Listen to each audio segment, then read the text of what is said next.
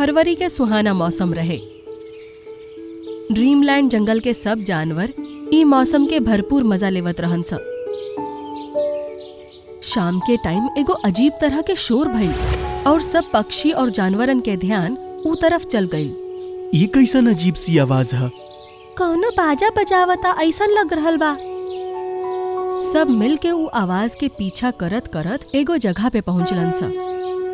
ऊ देखलन स कि मोंटू बंदर पेड़ के सामने खड़ा होके अपना मुंह से शंख बजावत रहे। मोंटू भैया ई तो का करतारा? पेड़ पर बनली आकृति के देखा, तू लोगन शायद एके समझ ना पाइबा। पेड़ पर शिवलिंग के आकृति बनल रहे। ई का चीज है? एके शिवलिंग कहल जाला। इंसान अपन दुख और तकलीफ से छुटकारा पावे खातिर भगवान के पूजा करेले। हर शिवरात्रि भगवान शिव के खुश करे खातिर एगो खास पूजा करेले। और अगला महीना तक महाशिवरात्रि आ रहल बा। ई रात के महत्व और ज्यादा होखेला। यही से वो रात के ये लोग उपवास रखेले और पूरी रात जग के भगवान शिव के भक्ति में लीन रहेले। तब हमनी के जंगल वासियन पर भी कोई मुसीबत आयल तब भगवान शिव हमनी के मदद करी है। अगर हमनी के श्रद्धा सच्ची हुई तो जरूर करी है। जानवरन के ओकर बात समझ त ना आवत रहे, लेकिन फिर भी वो ओकरा के पूजा करे से मना ना कइलन स। एगो दिन मैना अपन दोनों बच्चन के साथ अपन घोंसला में बैठल रहे। बच्चों, हम तहरा दोनों खातिर खाना लेके आवतानी, तू लोग यहाँ रहिया जा। अगर कोई तोहनी के नुकसान पहुँचावे के इरादा से आवे तो तू लोग शोर मचा दिया जा। ठीक बा मम्मी, हमनी के ऐसा ही करम जा। मैना अपन बच्चन के छोड़ के चल गइल। थोड़ी देर बाद वहाँ पे गोल्डी बाज भूख के मारे शिकार ढूंढत वहाँ से गुजरल। अरे वाह, एकदम ताजा ताजा बच्चा, मजा आ जाई। कह के वो ओकनी के घोंसला के लगे पहुँच गइल। बचावा बचावा, बाज आ गइल, बचावा। बच्चन के आवाज सुन के बाकी सब पक्षी ओकनी के तरफ देखलन स। गोल्डी, ई बच्चा से दूर रह। काहे दूर नहीं, हम एकनी के खाए जा रहल बानी। अगर तू रोक पाइबे तो रोक ले।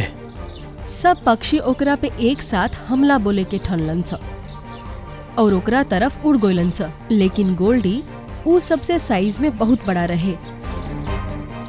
ऊ सबके अपन तेज पंजा और चोंच से मार के घायल कर देलस। अब हमरा सामने मत आई हस कीड़ा मकोड़ा। कह के ऊ एगो बच्चा के अपन मुंह में ले लेलस। आधा बच्चा ओकर मुंह के अंदर रहे और ओकर पैर मचलत मचलत गोल्डी के मुंह के बाहर नजर आवत रहे। ई देख दूसर बच्चा रो पड़ल। बाज अंकल, हमरा के मत खाया। हमार भाई के तो खा चुकल बड़ा।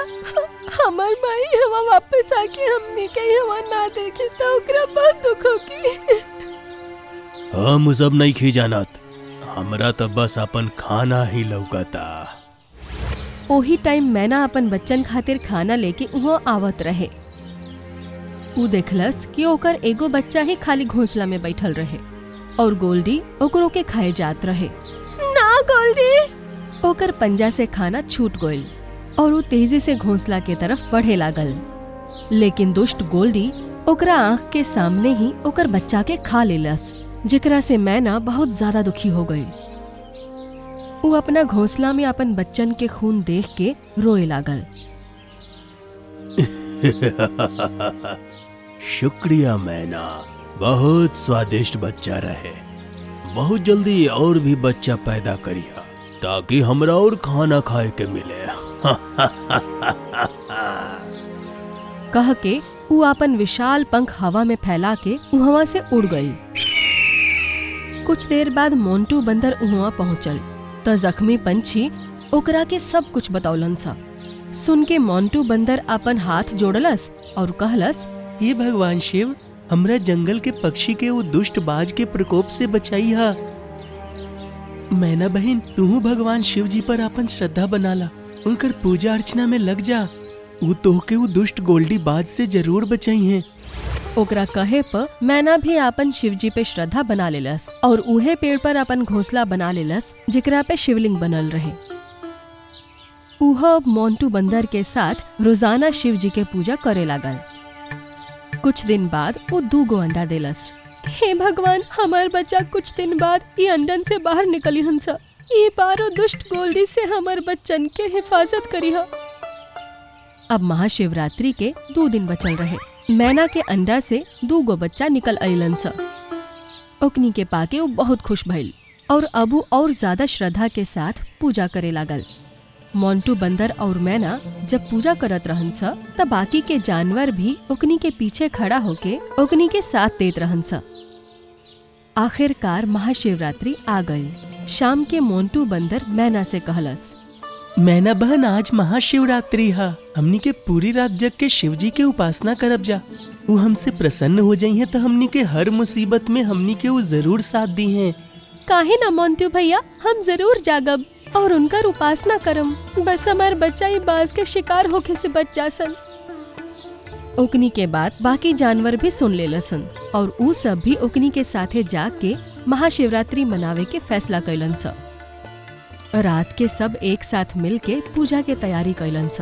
वो पूजा शुरू करे ही वाला रहन स कि गोल्डी के भयानक हंसी हवा में गूंजे लगल।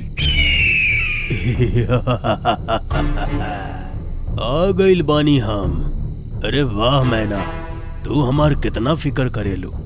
तू फिर से हमरा खातिर 2 बच्चा के जन्म देलू। अब हम एकनी के खा के अपन भूख के शांत करब। ऊ भयानक आवाज में हंसत हंसत ऊ बच्चन के तरफ बढ़ल। मैना अपन जान के परवाह करल बिना ओकरा तरफ झपटल, लेकिन गोल्डी अपन चोंच से ओकरा पर 2-3 बार ऐसन हमला कैलस कि वो चोट खा के नीचे गिर गइल और उड़े के लायक भी ना रहल। वो शिवलिंग के सामने अपन पंख के जोड़लस और कहलस, हे भगवान शिव, ये दुष्ट से हमार बच्चन के रक्षा करी, ना तो ये फिर से हमार बच्चन के मार के हमार गोद सुना कर दी। मैना के बच्चा के रक्षा करी भगवान। ई कह के मोंटू बंदर शंख फूंकलस। ए तरह गोल्डी धीरे धीरे ऊ बच्चन के तरफ बढ़त रहे। सब पक्षी भी ओकरा तरफ देखत रहन स, लेकिन केहू में ओकरा के रोके के हिम्मत ना रहे। बहुत स्वादिष्ट लागतारा लोग। ऐसन कह के वो जैसे ही बच्चन के चोंच मरलस, ओकर पंख में आग लाग गइल। सब ई देख के हैरान रह गइलन स। ओकर पंख में आग लागत रहे और बच्चन के ऊ आग छुअत भी ना रहे। थोड़ी ही देर में ऊ फड़फड़ात नीचे जमीन पर ठीक मैना के बराबर आके गिर गई। अरे हमार पंख। ओकरा के ऐसे जलत तड़पत देख सब खुश हो गइलन स। शिवजी, रउआ हमार बच्चन के रक्षा कैनी, धन्यवाद भगवान। ऐसन कहते ओकर पंख पे आयल चोट भी ठीक हो गइल। एगो दर्दनाक चीख के साथ गोल्डी दम तोड़ दिलस। अब सब जानवरन के भी शिवजी के प्रति श्रद्धा बढ़ गई। सब खुश भइलन स और सब मिलके बड़े धूमधाम से शिवजी के पूजा कैलन स और महाशिवरात्रि के पूरा रात उनकर भक्ति में लीन होके गुजार देलन स।